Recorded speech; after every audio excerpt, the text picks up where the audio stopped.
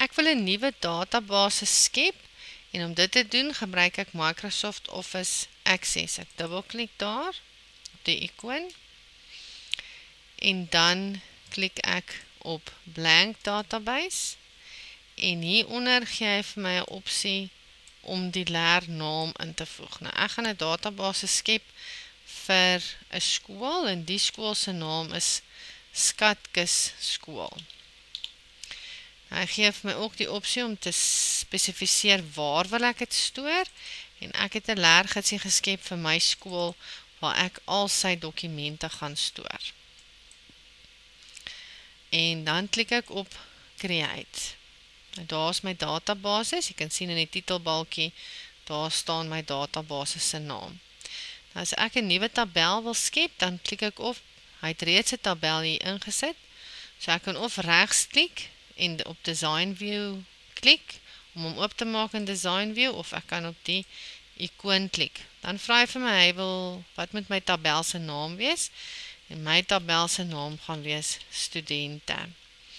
En OK. Nou, hy gee reeds vir my die eerste veld, maak hy 'n ID.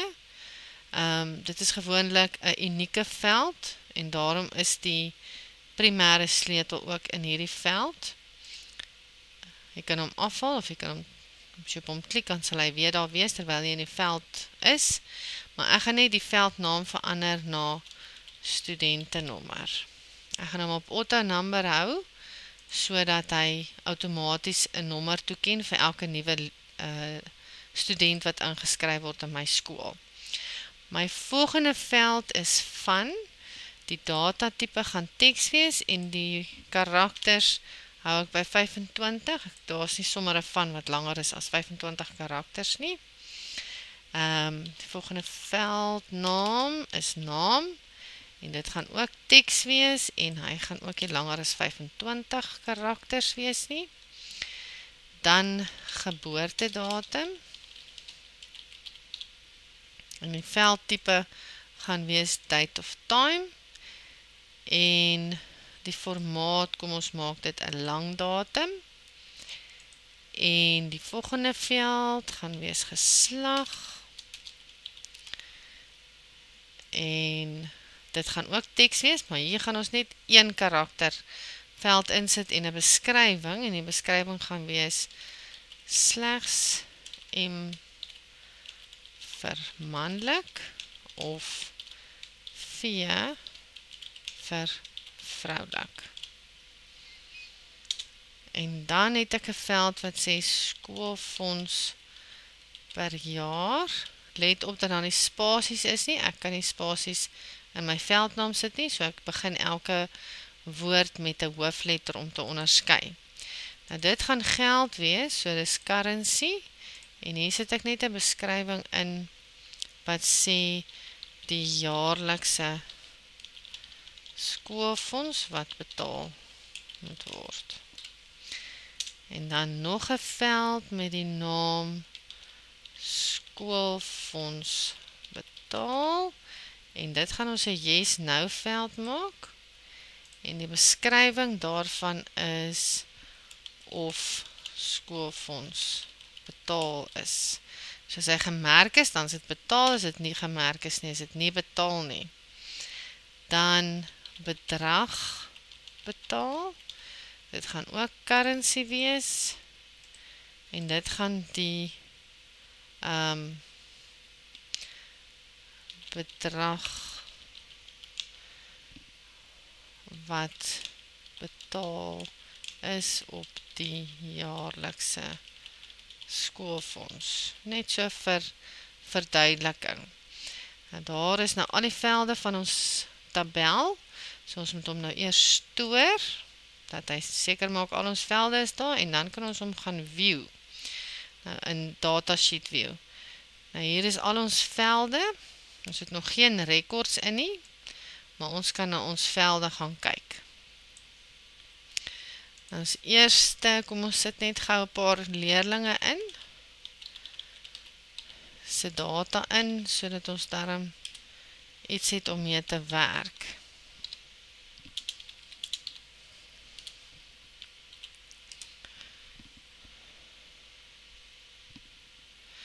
jene, ons het vergeet om 'n waarde hier in te sit, so ons gaan gou ons stoor net, en dan gaan ons na Design View, en dan gaan ons na skoolfonds per jaar, en dan kan ons 'n waarde hier insit, sodat dit by almal dieselfde is, want almal betaal 20.000 nie, 200.000 nie, 20.000 per jaar vir skoolgeld, en ons stoor dit, en ons maak hom op in Design View, en dan sal die 20.000, was nou veronderstel om daar te staan, maar seker nou maar omdat ons reeds om ingesit het. Nou sy het haar geldjies betaal, so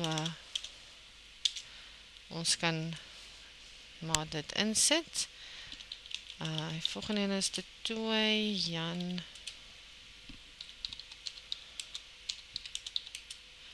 Hy is 'n man. Hy het nog nie alles betaal nie, hy het nog net R3.000 betaal.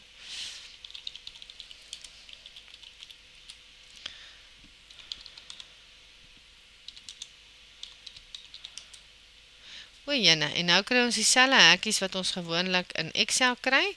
Dit beteken dat die veld is nie breed genoeg om alles te vertoon nie, so ons dubbelklik net op die tussen die 2 kolomme, 2 velde, en dan maak hom vir ons groter. En dan kan ons sien wat is die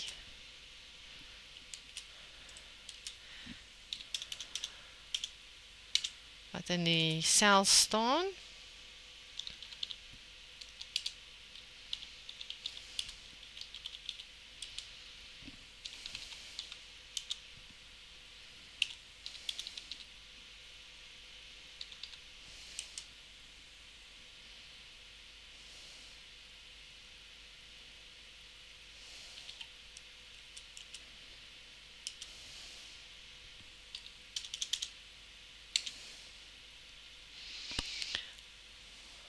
Ons het vergeet om 'n veld in te sit vir watter graad is hierdie leerlinge. Dis stoor ons om, en dan gaan ons weer Design View toe, en dan gaan sit ons hier, klik ons, selekteer die ry, en ons sê Insert Row, en ons sit na geslag, sit ons in graad, en ons maak dit 1 karakter, en ons sê daar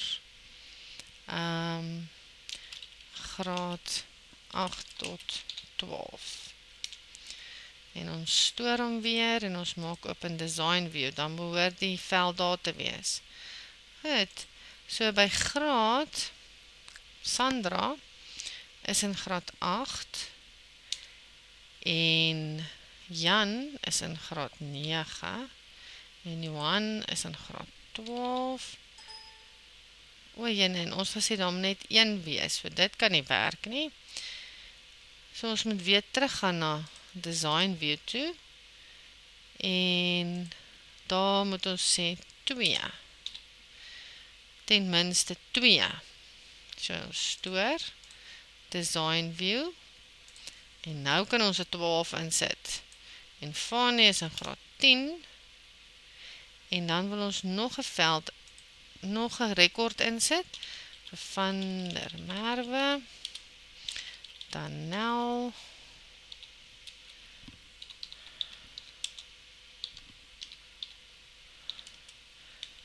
vroulik, en sy is in graad 11, en sy daarom al R12.000 betaal. Goed, so hier is ons data. Nou ons kan 'n bietjie ons kolom kleiner, ons tabel bietjie kleiner maak deur te dubbelklik op elke veld om hom groot genoeg te maak vir die grootste data wat daar is. En dan dit meeste van die tyd gaan dit maar die grootte van die vel opskrif wees. Jene. En ons kan ook 'n veld of velde selekteer en byvoorbeeld sê dit moet gesentreer wees. Maar wil nie so werk nie. Hier by studentennommer kan ons hom ook sentreer. Dit lyk net baie netjieser. En ons kan ook die velde groter maak. So ons hoef net een te selekteer en hy sal die veld agter die ry groter of kleiner maak. En dan kan ons die skrif gaan verander. Ons kan byvoorbeeld sê dit moet in oranje wees, maar dit is nie baie leesbaar nie. Ons kan die agtergrondkleur gaan verander na blou toe vir die een kant en dan die ander kleur kan ons dan of ons kan hom rooi maak. Nou, dit lyk nie so gaaf nie, so ons maak hom maar weer outomaties. Dit lyk beter. Goed, nou om hierdie tabel te gaan druk, gaan ons altyd eers print preview. So ons wil sien of pas dit in op 'n bladsy. Baie belangrik dat 'n mens se tabel op een bladsy moet inpas. Nou, hier kan ons na page setup toe gaan. En ons kan gaan kyk na ons kantlyne, margins. En let op dat dit in millimeters is. So 25.4 is dieselfde as 2.54 cm. So ons tabel pas nie in die breedte nie, so ons kan ons linker en regter kantlyne bietjie gaan verklein. Kom ons maak dit 1 centimeter en nog 1 centimeter. En ok. Maar dit help nou nog steeds nie, ons tabel is nog steeds te groot. Ons kan hom dalk nog 'n bietjie kleiner maak, die kantlyne. Miskien 5,5 centimeter en 1,5 centimeter. Dit help ook niks. Ons kort nog 'n kolom. So die beste is, want dit is belangrik dat 'n mens alles in elke veld moet kan sien. So kom ons verander hom na landskap. En dan kan ons maar weer in ons kantlyne gaan verander. En ons kan hulle dalk maar 2 centimeter maak.